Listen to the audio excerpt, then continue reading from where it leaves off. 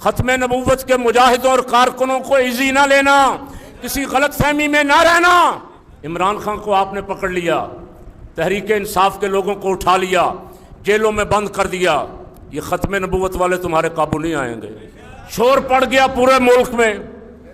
قاضی صاحب نے پنجاب حکومت کو کہہ کے نظر ثانی لگوائی، ریویو پٹیشن، اور اس ریویو پٹیشن لوگ تھوڑا سا مطمئن ہو گیا کہ قاضی صاحب کو فیصلہ بدلیں گے اپنا، خاموشی ہوگی کچھ دنوں کے لیے۔ قاضی صاحب نے وہ ریویو پٹیشن کا فیصلہ سنایا، وہ اپنے پہلے والے فیصلے کو برقرار رکھا، آگے پیچھے ختم نبوت کی باتیں کر کے حضور رحمت للعالمین ہیں، حضور نے دشمنوں کو بھی معاف کر دیا، اس طرح کی مثالیں دے دے کے کہا کہ ان کو ان کی چار دیواری میں عبادت کی اجازت ہے، سکول میں، ان کے اپنے کالج میں تفسیر صغیر تقسیم کرنے کی بھی اجازت۔ اب تفسیر صغیر کیا ہے؟ میں نے عرض کیا، مرزا بشیر الدین محمود کی تفسیر ہے، اس نے ما کان محمد ابا احد من رجالکم ولکن رسول اللہ و خاتم النبیین، یہاں محمد سے مراد مرزا غلام قادیانی لیا ہے۔ کیا دو لعنت، مرزے پہ لعنت، مرزے پہ لعنت۔ کیوں جی؟ من مانی تفسیر کی ہے، اسلام کے اسلامی عقیدے کی دھجیاں اڑائی ہیں، تو اس تفسیر کے تقسیم کرنے کی اور چھاپنے کی اجازت ہونی چاہیے۔ علماء کو بلایا، مفتی منیب الرحمان، مفتی تقی عثمانی، ڈاکٹر اشرف آصف جلالی اور بہت سارے مدارس کو لیٹر لکھا سپریم کورٹ نے، سب نے کہا کہ قادیانی آئین نہیں مانتے اور یہ باتیں آئین میں طے ہو چکی ہیں، ان کو چھیڑنے کی ضرورت نہیں ہے۔ کسی کو پاکستان میں رہتے ہوئے قرآن میں تحریف کی اجازت نہیں دی جا سکتی۔ کیا کسی کو یہ اجازت دی جا سکتی ہے کہ وہ اپنے گھر میں اپنی مرضی کے ترجمے والا قرآن چھاپ لے؟ کیوں جی؟ قاضی فائز عیسیٰ نے کہا کہ چار دیواری کے اندر ہے، تو اس کو علماء نے کہا کہ کوئی بندہ اگر چار دیواری کے اندر قتل کر دے تو جائز ہوگا۔ کیوں جی؟ چار دیواری کے اندر کوئی ناجائز اسلحہ بنانے کا کارخانہ لگا لے، جائز ہوگا۔ چار دیواری کے اندر کوئی ملک کے خلاف غداری کا منصوبہ بنائے بیٹھ کے، جائز ہوگا۔ تو چار دیواری کے اندر مسلم حکومت میں کس طرح اجازت دی جا سکتی ہے کہ قرآن میں تحریف کرے؟ قرآن پاک چھاپنے کے لیے قوانین اتنے سخت ہیں کہ میں بھی اجازت لیے بغیر نہیں چھاپ سکتا، آپ بھی نہیں چھاپ سکتے۔ ایک بورڈ بنا ہوا ہے، اس بورڈ سے اجازت لینی پڑے گی، نمبر ایک۔ نمبر دو، سارا مسودہ تحریر کے بعد انہیں دکھانا پڑے گا قرآن پاک اور اس کا ترجمہ بھی، کسی کو اجازت نہیں۔ لیکن قاضی صاحب نے کہا جی قادیانیوں کو اجازت، اور اس کے بعد پھر جو کچھ ہوا ہے وہ آپ سب جانتے ہیں، وہ آپ نے سن لیا۔ پچھلے اتوار کو پورے ملک میں مظاہرے ہوئے، اور آج بھی ڈاکٹر اشرف جلالی صاحب کی جماعت پورے ملک میں مظاہرے کر رہی، اور تمام جماعتیں آہستہ آہستہ ایک پلیٹ فارم پہ آ رہی ہیں تاکہ قاضی کے اس فیصلے کے خلاف پورے ملک میں تحریک چلائی جائے۔ قاضی صاحب کو دھمکیاں مل رہی ہیں، دھمکی ایک بندے نے دی لیکن پرچہ 1500 بندے پہ ہوا۔ کیوں جی؟ یہ ہے ظالموں کی حکومت۔ دھمکی ایک آدمی نے دی، پرچہ 1500 افراد نامعلوم ان پہ FIR کٹ گئی ہے، اور پولیس گھروں میں چھاپے مار رہی ہے، جس کے خلاف FIR ہے وہ نہیں ملا تو اس کے بچوں کو بھی اٹھا رہی۔ یہ ظلم بند کرو۔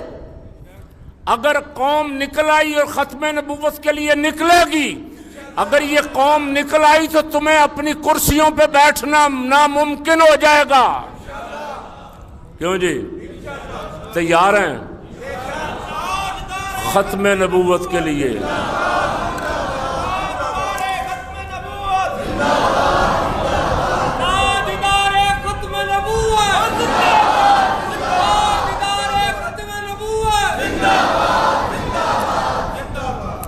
حکمران بھی سن لے اور قاضی بھی سن لے، آسان رستہ یہ ہے، جو بھی طریقہ کار دستوری ہے، قانونی ہے، اس کے مطابق جلد سے جلد اپنے اس فیصلے کو واپس لے لو.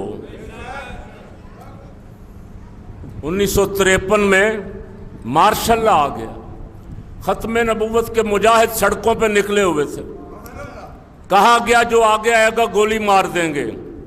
لوگوں نے سینے کھول دیے کہ حضور کے نام پہ گولی مارتے ہو، مارو.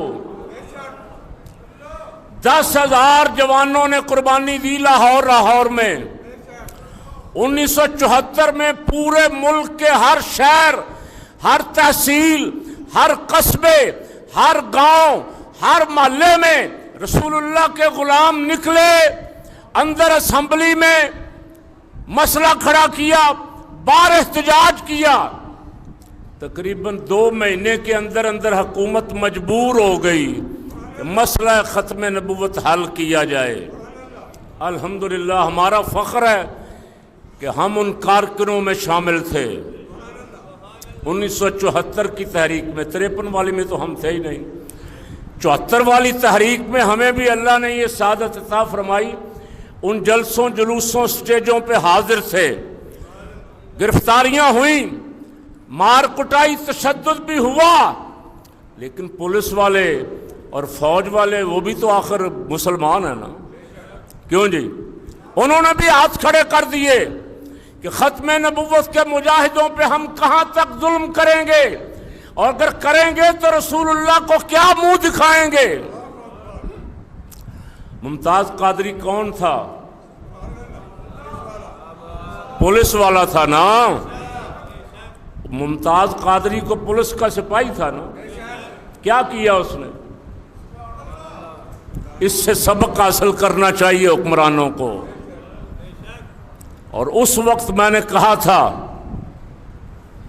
کہ جب فیصلے قاضی نہیں کرتے تو پھر غازی کرتے ہیں. کیوں جی؟ اللہ کی عزت کی قسم، اس سے بڑا خوش نصیب کوئی نہیں ہے جو رسول اللہ کے نام پہ قربان ہو جائے. غازی علم دین شہید کی زیارت کرنے کے لیے خواجہ قمر الدین سیالوی، پیر جماعت علی شاہ صاحب، محدث علی پوری، علامہ اقبال رحمت اللہ علیہ جیسے لوگ میاں والی جیل میں گئے.